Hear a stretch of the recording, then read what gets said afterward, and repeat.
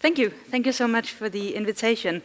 I was told there would be a pointer. Is that this one? Cool. So I'm going to start with a question for you. It's a little bit embarrassing, actually, but don't worry. It's something that I can assure you that all of us do from time to time. In fact, I did it this very morning in the hotel. So hand to your heart, be completely honest. How many of you use Gmail or Gmail-based work email? I thought so. How many of you use Google Drive for professional work? Right. How many of you do, like I do, and store years and years of information in this Gmail or Gmail-based work email, like contacts and important documents and other kind of information, and use the Gmail as sort of an archive for a lot of important information? Right. So how many of you have tried to use Facebook Messenger to communicate with sources or other professional contacts?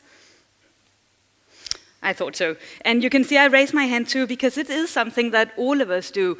In fact, we use a lot of unsecure platforms for our material, for our source communication, for our professional communication. Almost all of our work today is done digitally. Almost all of our most valuable work is done digitally, is stored digitally. Our communication is stored digitally. And yet we continue to use platforms that most of us know are unsecure. In the past years, we've had a lot of examples: the Cambridge Analytica scandal, different series of surveillance of journalists, and of course the Snowden disclosures of how Apple, Facebook, Google, a lot of these third-party services that most of us use for our professional work, that how they store this information very unsecurely and hand it out to, for example, the authorities quite easily. So most of us know that these are unsecure platforms, yet we continue to use them. Today we have a situation where it's more and more easy for those in power, the authorities, but also for other people such as hackers and so on, to keep an eye on what we're doing. This is a fundamental democratic problem. It's a challenge to our constitutional rights, at least in the Danish and in the Norwegian constitution, but also in the European Convention of Human Rights. The right to privacy is guaranteed. And this is not just a random guarantee. This is for very good historical reasons, because we know historically that if we can't guarantee our right to confidential communication, our right to privacy, that can go very, very wrong in those kind of societies. But also for us as media professionals and as journalists, this means a new challenge in our working conditions. As journalists and media professionals, we have an obligation to protect our sources, to protect our material. It's not my choice whether I want to expose my source and my contacts. It can never be my choice. It should be their choice whether they want to have their communication exposed. So we have an obligation to keep this confidential, and most of us know this and abide by this in the physical world, so to speak. We would never, if we have a story about an intelligence officer disclosing secrets from the intelligence service, we would never go to the canteen of the intelligence service to interview him, for example. But we don't know how to do this digitally, although this obligation also applies when most of our work is done digitally. So why do we continue to use these unsecure platforms, even though by now most of us know that it is a problem? Well, my experience is that, first of all, a lot of us think it has nothing to do with me. I don't do stories about intelligence or, armies or Edward Snowden or stories like that. I'm just a local reporter. I report about welfare. I report about situations in the local city council or something entirely different. So this has nothing to do with me. Then many of us maybe also think that this is too complex. There is a tendency in the security environment among security experts that when you talk about digital security, they make it very, very complex. It's like, Oh, yeah. You can use a secure messenger platform, but you won't get anywhere if you just do that. You need to take out cash. You can't buy stuff with your credit card. And then you need to go to some kind of dodgy store, preferably in a city where you don't live. And then you need to buy a computer that's never been on the internet, and you need to go to a basement and put over like a piece of tinfoil over your head, and be sure that nobody watches you as you type in the information that you need on this laptop that you will never use for anything else than your story.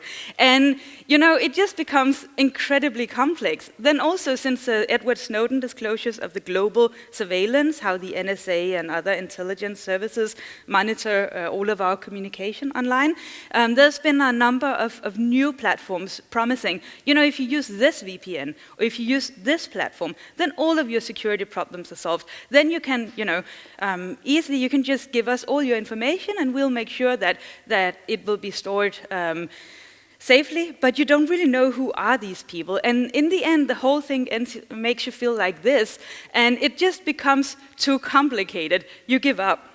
That's what I did, at least. I'm a journalist. My background is as an investigative journalist, and I used to, for years and years and years, I used to think, just like that, well, I knew that maybe it had something to do with me, but it was just too complex, Then I had to go to like a basement with like weirdo hackers with anonymous masks and have like all kind of weird shit installed on my computer that I wouldn't know how to use and didn't fully control. And I was just like, it's just too complicated. I'll do it another day. Until I got a story about Danish abuse of civilian Iraqis during the Iraqi war from a Danish military intelligence officer who disclosed confidential information to the paper that I was working at. And I knew I had to learn somehow to protect my material and my source. Also, please let me know if I speak too fast, or if you have any questions along the way, just put up your hand. It's fine, I know I speak a little fast. So I got the story, and I knew I had to learn how to protect them. So I sat down with a lot of those hackers, and I was like, okay, hackers, security experts, call them what you want. I sat down with them and I was like, okay, well, teach me everything you know. And then I started to communicate it to other journalists, such as myself, because I realized it wasn't actually that complex.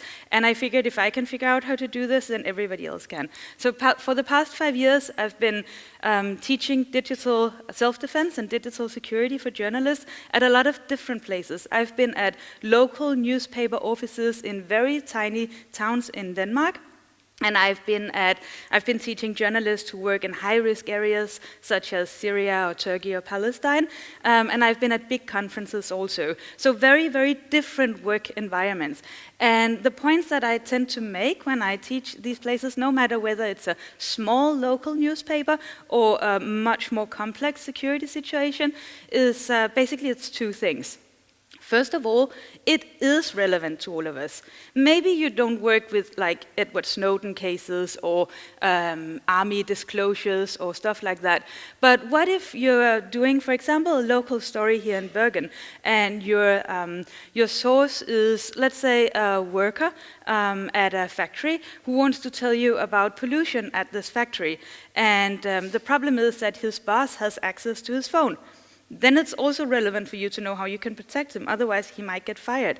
Or you may interview a woman who is fleeing from a violent marriage, and she's living at a crisis center, and the problem is that if her ex-husband, finds out her location by stalking her online, then she can be in very, very severe danger. Then you also need to know how you protect her. The point is that we have an obligation to keep the communication with our sources confidential, and it's not our choice to make whether it's relevant or not. It's the source's choice to make whether they want this communication exposed to everybody, as we do if we don't know how to keep it confidential digitally.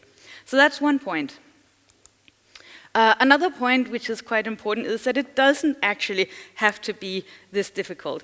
Security is not so much about tools. I know that in the past years, since the Snowden disclosures, there's been a lot of very fancy, complex tools promising to give all kinds of security. But security is not actually about tools. You can't just pick one tool and then it will solve all your problems. Security is much more about thinking logically. It's about implementing a kind of security awareness in your everyday work practice. Most of us do this already. This is Norway, so it's safe to assume that quite a lot of you bike regularly. How many of you have a bike? In Denmark, it's like, Denmark, we bike everywhere. So most of us think about this bike. We know that we can't just leave it unlocked, then it'll get stolen. But if we live in like an apartment building with a backyard where there's a gate in front of this backyard, maybe it's safe enough if we put it in there to just use the click lock on the back of the bike. We don't actually have to chain it to something. But then if we leave it at the train station and go, say, to Oslo for the weekend, then we know that we should probably use like a better lock and possibly chain it to something stationary so it doesn't actually get stolen. We also know that if it's a really rusty old bike that's maybe painted like, I don't know, pink with like flowers, and it's quite rusty and nobody really wants to own this bike, and we don't actually want to own this bike either, then it's not that important how well we lock it. But if it's like a super fancy, cross-trainer bike that you're used to bike up in the mountains and it's like really, really expensive, then you know how to take care of it a little bit better because you don't want to lose this very, very valuable bike. So you know how to lock it, you know how to keep it safe. Maybe you even take it up into your apartment or into your home at night because you don't want to risk it to get stolen. So a lot of us do these security assessments in the physical world every day, not just with the bike, but with the car or with the house. Like most of us lock our houses when we go to work, with the office, and so on and so on. And security is just about learning how to think in that same way and then implement it digitally. Because when you think about it, so much of our most valuable work assets, our material, our communication, all of the stuff that is most valuable to us is in digital form. So we need to know how to think this way digitally. This is called making a risk assessment in security language. Basically, you ask yourself, what is it that I want to protect? Whom do I want to protect it from? And what resources does this adversary have? How can they attack me? Say, for example, do you remember the factory worker we talked about just before? The guy who wanted to tell us about pollution at a local factory, and we were doing a story about it. So that risk situation is that his boss can basically take the phone out of his hand and look at the text messages he's been sending to this local newspaper. So that's a very sort of hand-on risk assessment. It won't help you if you install like a super fancy email encryption program and you insist that he has to send you encrypted emails.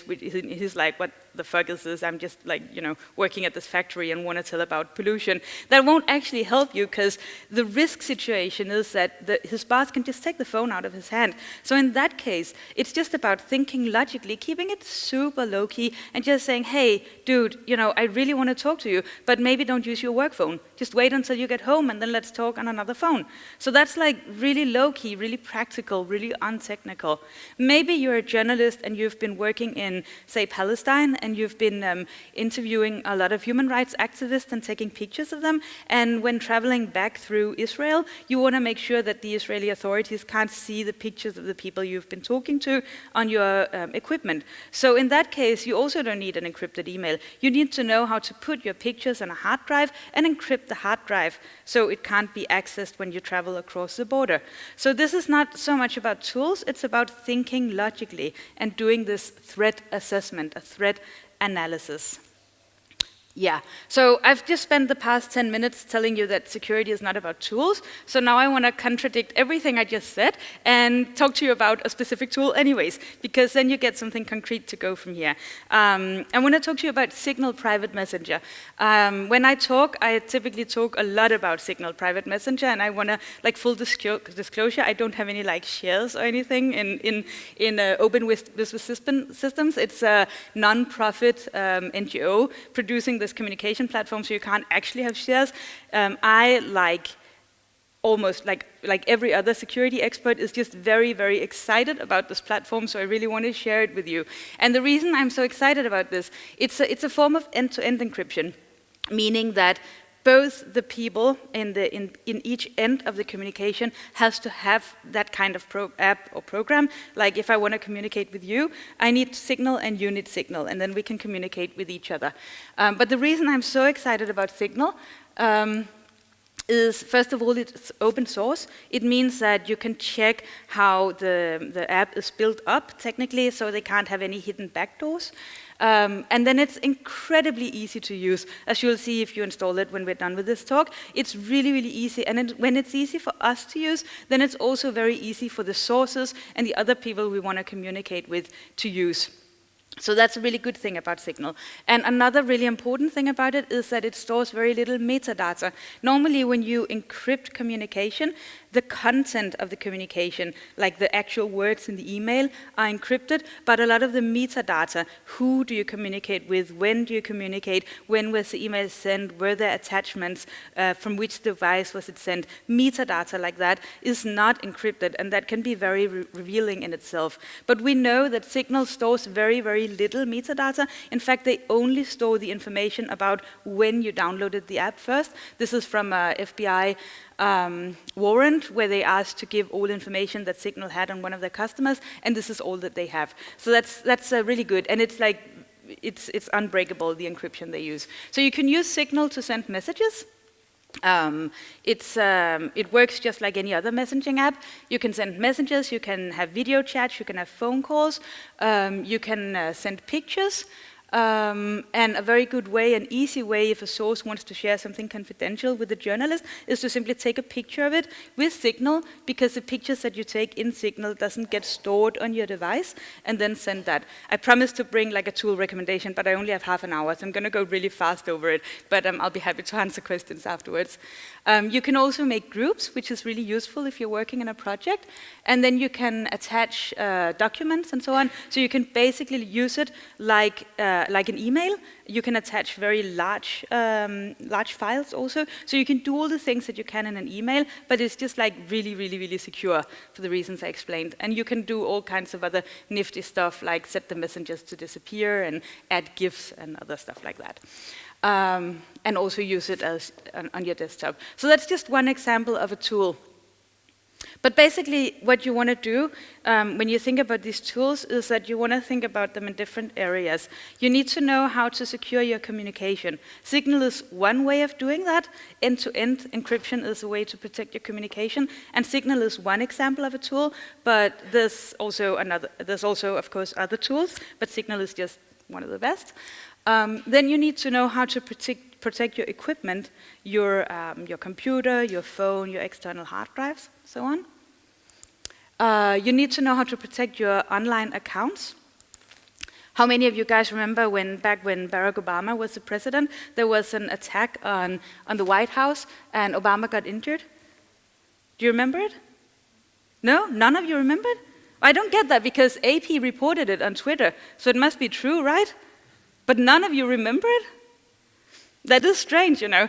But actually, this didn't happen. But AP did tweet it, and it got, this is just in the beginning, it got many, many more retweets. And in fact, the Dow Jones took a serious dive because everything got really insecure and unstable in the US, because the AP tweeted there was an attack on the White House when in fact there wasn't. What had happened was that the AP didn't have a very good password security around their Twitter account. So basically, they just had this document with passwords for everything at AP, and it was shared to like a ton of people, including a lot of interns and former interns and so on, and that just got handed around everywhere. And eventually somebody got hold of the passport and they just logged in and were like, we're gonna tweet this. And it had really serious consequences. So you need to know how to protect your online accounts. Media professionals and journalists are vulnerable targets to attempts to access online accounts by sending phishing emails and by attempting to luring out the passwords of us. So you need to know how to do that also. And then you need to know in your editorial environment at your workplace to be aware of digital attacks, such as, you know, most of us have gotten that email saying there's a package for you at the post office, click on this link and see, or, you know, I have some very important information to you, or I'm a princess from a faraway land and I want to share my million fortune with you, just click on this link. And they can be very easy to look through, but they can also be very, very targeted, like in the American election, right in the time after the polls are closed, but before the result comes in, where all journalists are just, you know, very impatient and waiting for something to write. An email was sent out to all journalists covering the election from Howard University with new and previously undisclosed information about election fraud, and it was sent from Howard University's official email account, and it was like a attached document with this information, and it was sent right at the right time to the exact right journalist, and it was very difficult to actually realize that it was a phishing email. So some of these phishing attacks can also be very targeted on us as media professionals. So you need to know how to be aware of that. And I need to know how to be aware of the timing. How much time do I have left? Perfect. So if you want to take anything with you from this talk today, and I'm sorry it's been a bit rushed, but I wrote a book about it if you want to read further about it, if you speak Norwegian or Danish or another of our inunderstandable Scandi languages. But if you want to take a few points away from this talk today, is that first, it doesn't have to be difficult. I know that I just threw a lot of different points in your head. You need to protect your communication and your equipment and so on, but I also just showed you in less than 5 minutes how to protect your communication, and it is just 4 different areas that you need to protect. And really, it's a thing that we just have to do, like we talked about before. We can't just leave our information open and accessible to everyone, like we do when we send an email that's not encrypted, when we talk with sources on Facebook Messenger, when it's not encrypted. What we're basically doing is that we're sending an open postcard over the internet, and it doesn't require very much skills to actually access it. But it doesn't have to be difficult to protect yourself from this. You just need to learn to think in the right way and learn to know which tools to use. And then the second important point is that it is important and relevant to all of us. Like we talked about before, maybe you don't cover surveillance issues, but you still have an obligation to keep the information confidential. And this is not just as journalists or media professionals, I think, but also as persons. Like, I wouldn't want my medical information or my tax information or my love letters to just float around on open postcards. I would want to keep that right to privacy, which is for a good reason guaranteed in my constitution. And I need to know how to do that in this digital era where we let big third-party companies handle so much of our communication. So it is important and it is relevant to all of us. And otherwise, we risk missing out on important stories. But worse, we risk that these important stories never get told because the sources don't dare to come to journalists to tell these stories. So it's really crucial, if we are to live up as our obligation as media professionals, that we learn how to do this. And before we have a few minutes left for questions, I just want to leave you with this quote of Edward Snowden, which I think sort of frames it all pretty well.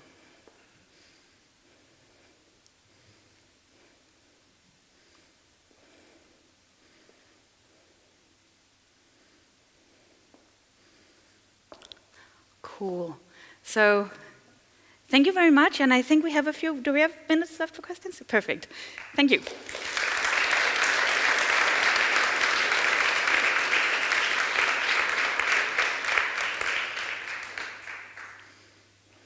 So anybody has any questions? Do any of you use Signal already? Oh, perfect. That's awesome. Yeah, no, this has changed a lot. When I started doing this, almost nobody did. But in Denmark, it's been like, a lot of journalists use Signal now, and it's really becoming quite common. And this is good, because then you also help create like a frame of privacy around the people who have something really important to protect. Because if it's only the people who have something important to protect who uses these platforms, then it's very easy to sort of narrow it down on those. But this is what we call solidarity encryption. If all of us just use Signal, I use Signal to communicate with my friends, with my mom, to tell her I'm coming over for dinner, and all kinds of stuff, just out of principle. And then I also help create this wall of privacy to protect our constitutional rights. Mm-hmm. No other questions? There was one?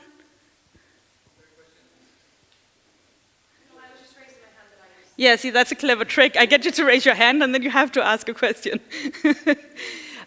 These are some resources where you can find English language information about what I talked about. There's an English section on my website, cryptoguide.dk, or the website of my book.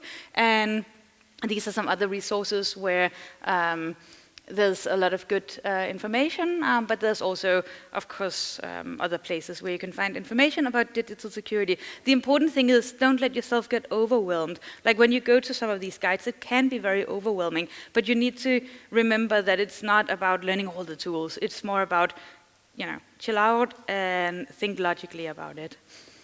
And of course, I'm here for the break. Unfortunately, I need to go because I have another thing in Copenhagen. But I'm here for the break, and if you speak Norwegian, I have a few copies of my book with me also. All right, so feel free to come over and ask me questions if you don't want to ask them in the aula. Cool, but thank you so much.